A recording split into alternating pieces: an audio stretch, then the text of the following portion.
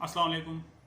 आज मैं नई वीडियो लेके आपके सामने हाजिर हूँ। आज मैं बात करूँगा जो सोशल मीडिया पे आजकल जिसका बड़ा चर्चा है, transgender person protection of rights और 2018। ये एक्ट बेसिकली है क्या और इसको क्यों हर मजहबी जमातों ने मिस इंटरप्रेट किया है। उन्होंने हर किसी ने अपनी अपनी तशरीह की है कि ये हम अपना समझ रहे हैं और ये हमारा मफहूम है, जबकि ऐसा कुछ भी नहीं है। चंद एक डिफ़िकल्ट क्लॉज हैं जहाँ पे ये मौलवी हजरात जो है कंफ्यूज हो गए हैं। अब मैं अपनी बात का आगाज़ करता हूँ हज़रत अली करम वजह की एक नहजुल बलागा की किताब से। वो फरमाते हैं कि हर शख्स वो अपाहज है जो इल्म हासिल करने से कतराता है, आरी है या तकलीफ महसूस करता है। अब यहाँ मैं एक आपको कुरान पाक के एक का तर्जमा मैं आपको साथ शेयर करता हूँ कि हर जो नफ्स है ना वो अपने बारे में जवाबदेह है। हर किसी को जो अपनी एहसासियत का है ना वो जवाब खुद देना है, वो अपना मुनसिफ खुद है।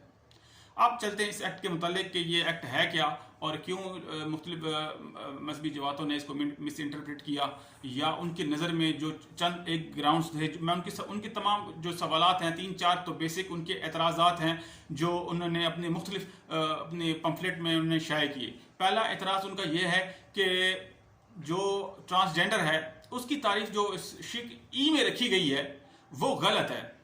वो क्यों गलत है वो भी डिस्कस कर। दूसरा उनका सवाल जो है वो उन्होंने ये इशू किया कि जो शख्स नादरा से अपनी ही मर्जी के मुताबिक अपना मर्द या औरत का ऑप्शन इस्तेमाल करता है, वो चाहे तो किसी भी जगह औरतों में प्लेस में जा सकता है, दूसरी जगहों में जा सकता है।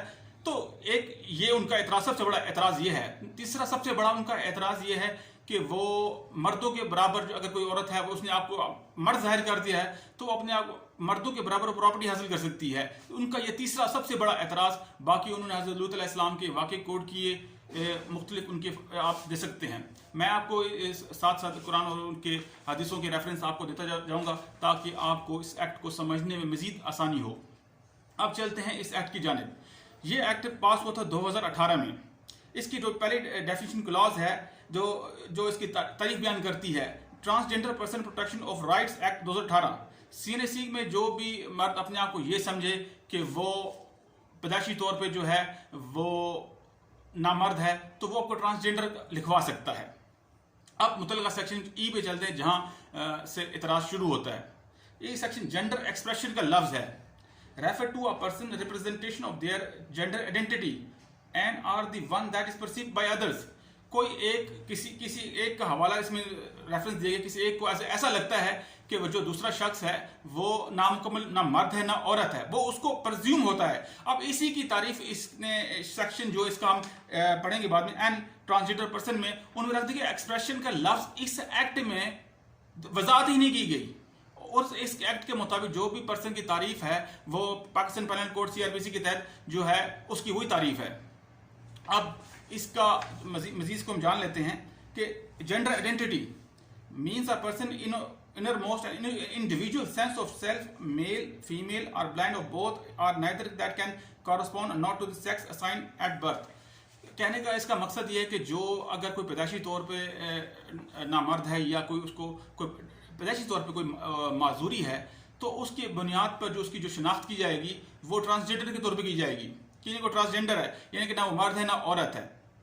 अब इसमें जो हरासमेंट का है, हरासमेंट का वही एक्ट की सारी उसमें तारीफ उसमें शामिल की गई है। मैं आपको थोड़ा पढ़ के सुनाता हूं। किसी को अगर कोई जहनी कोई प्रेशर या दबाव करता है कोई अपनी बात मनवाने के लिए, या सेक्सुअली हरास करता है, या उसको जबरन नौकरी से निकालने की दो धमकी देता है, या उसका कोई गेस्चर ऐसा है कि उसको जो एम्प्लॉयर का कि वो अपने सबऑर्डिनेट को प्रेशराइज करके अपनी गलत या कोई ऐसा मखजूम मकासद हासिल करना चाहता है, तो वो इस हैरेसमेंट के एक्ट के जिम्मे में आ जाते हैं जो कि पनिशेबल लॉ है।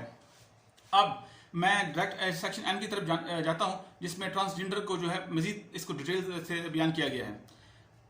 इंटरसेक्स खुनसा with mixture of male female genital feature और कंट्रीजेंटल एम्बिग्यूटीज कि अगर किसी शख्स में कोई जिनसी तजाद है, ना वो मर्द है ना वो औरत है, उसको इंटरसेक्स का जामिया उसको लिबास पहनाकर को उसको बयान करना, यानी कि कोई भी शख्स इस तरह कर सकता है अगर वो नहीं है। इसकी दूसरी तारीफ जो लिखी गई है इसमें तो वो इसमें अगर आपने आप कोई खुद 18 साल के बाद कि कोई अपने जेंडर चेंज करता है, वो दूसरी कैटेगरी में आती है। जहाँ तक ये साइंसी कोई जो वजूहात हैं वो बायोलॉजिकल चेंजेस हैं। अगर पैदाइशी तौर पे वो मर्द था, उसको 18 साल के दरमियान या उससे पहले कोई बायोलॉजिकल चेंजेस आ जाती हैं, कोई नफ्सियाती कोई ऐसा कोई मर्ज है उसको, तो वो थ्रू मेडिकल डॉक्टर के जरिए वेरीफाइड होगी, तब जाके नादरा से वो उसका आइडेंटिटी जो है कार्ड जो है मर्द या औरत के नाम पे वो बनेगा या ट्रांसजेंडर के नाम पे बनेगा। ये हालांकि इस जो एक्ट का जो बेसिक ऑब्जेक्ट है वो इन जो तमाम जो ख्वाजा सराह हैं उनकी वेलफेयर के लिए बनाया गया है, ना कि किसी की मजहबी या जज्बात को मजरू करना। इस एक्ट का हर किस कतन ये मकसद नहीं है, और मेरा भी ये मकसद है लोगों को शऊर अवेयरनेस देना, ताकि वो उसको जान सकें कि ये किसी भी लिहाज से मजहब के खिलाफ नहीं बनाया गया। क्यों? और आईन पाकिस्तान की रूह से कोई भी एक्ट हुकूमत पाकिस्तान ऐसा नहीं बना सकती जो इस्लाम और कुरान के मुनाफी हो। अब इसकी जो तीसरे नंबर की जो तारीफ है, transgender man, transgender women, khwaja sara, any person whose gender identity and or gender expression differ from the social norms and culture expectation based on the sex they were assigned at the time of birth. कोई भी शख्स जिसको पैदाइशी तौर पर कोई अगर ख्वाजा सरा है तो वो या वो मर्द है या औरत, वो अपने आप को उस शनाख्त के तौर पर मनवा सकता है। तो इसमें ऐसी कोई शिक में ऐसी कोई कदगन नहीं लगाएगी कि वो लाजमी तौर पर किसी का हक मारेगा या किसी मर्द बनकर या औरत मर्द है औरत बनकर किसी और के मकासद को या किसी और के जराए से वो चीजें अपने हथियार लेगा। तो ऐसा कुछ भी नहीं है, इतना कानून अंधा नहीं है।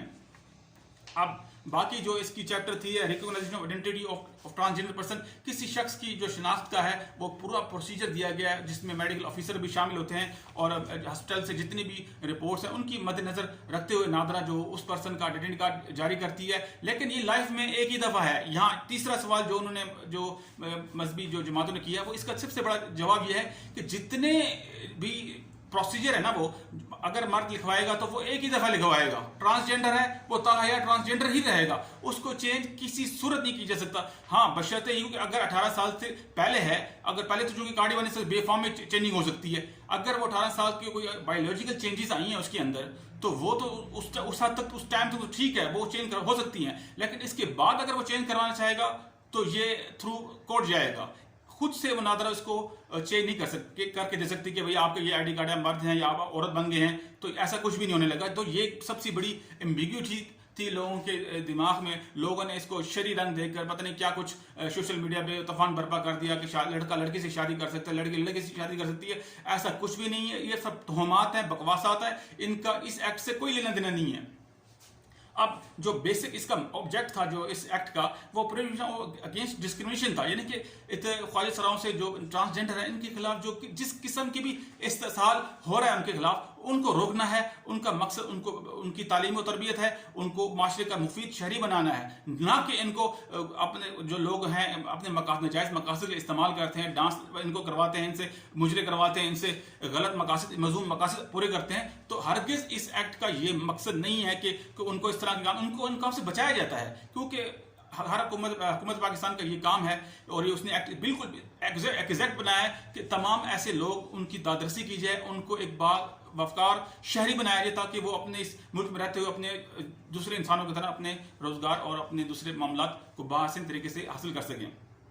एक तो हमारे यहाँ जनरल एक रिवाज है, जो भी इस तरह का शख्स हो उसको हरेस किया जाता है, उसका तंज उड़ाया जाता है, उसका मजाक उड़ाया जाता है, उसको माशरे में हकीर और जो इससे भी ज़्यादा कोई बुरा लफ्ज़ है उसको वो समझ जाता है। तो ये चीज़ें ख़त्म करने के लिए एक बनाया गया। अब इसकी जो तारीफ है वो किसी भी लिहाज से उसका इस्तेसाल नहीं होगा, एम्प्लॉयमेंट में किसी लिहाज से कोई डिस्क्रिमिनेशन नहीं की जाएगी। तो ये चीज़ें हैं, एजुकेशन का उसको हक होगा, और इस तरह की बहुत सी जो लोग हैं उसकी वेलफेयर के लिए वो तमाम तर अहकामात हुकूमत पाकिस्तान उठाने की पाबंद है। अब हुकूमत की जो जिम्मेदारी हैं उनके वेलफेयर के लिए कोई ऐसे NGOs बना दें या कोई ऐसा कोई हाउस बना दें जो उनकी तरबियत कर सके, उनको पढ़ा सके, उनको बेहतर माशरे का शहरी बना सके।